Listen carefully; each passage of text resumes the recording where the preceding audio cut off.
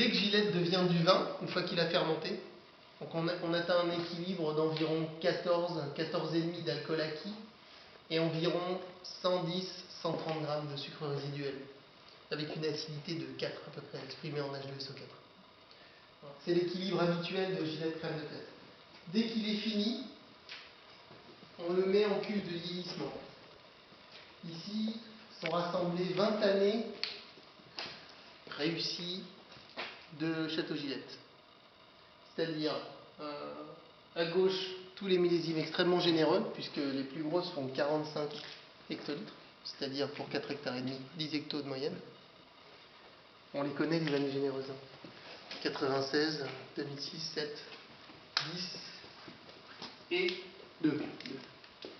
Et de l'autre côté, les années où soit il a fallu beaucoup plus travailler, soit c'était facile, mais il y en avait très peu, avec des hautes concentrations.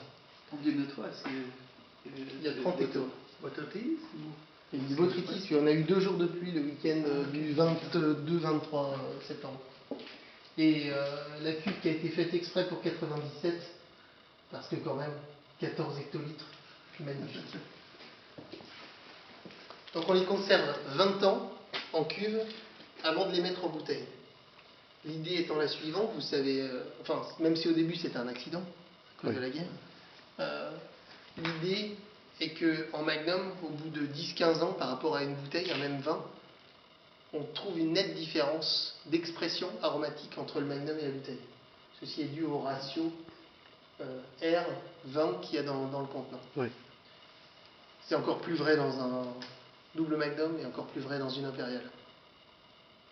Mais il faut 10-15 ans pour sentir la différence. Ici, c'est comme une très grosse bouteille où il y a toute la récolte, qui est fermée hermétiquement. Et là, après 20 années, on n'a aucune oxydation, on n'a eu que le vieillissement. Donc l'impression de gras, de volume, de longueur, donc les arômes tertiaires d'un vieux vin, sans aucune oxydation.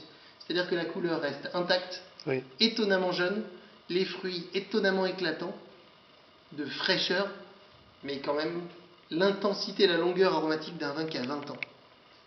À ce moment-là, au bout des 20 années, on le met en bouteille, et là commence une deuxième vie en bouteille, où là il y a oxydation ménagée en bouteille, et où on estime que c'est un vin humain, puisque à 20 ans, c'est comme un homme, c'est trop jeune. Ah oui. À 30, ça commence à pouvoir faire des choses. À 40, c'est la maturité. Et à 60, Il faut le parfait. voir. Donc on a un chai pour faire vieillir les bouteilles de Gilette.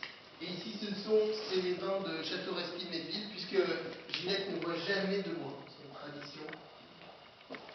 C'est un peu comme notre religion.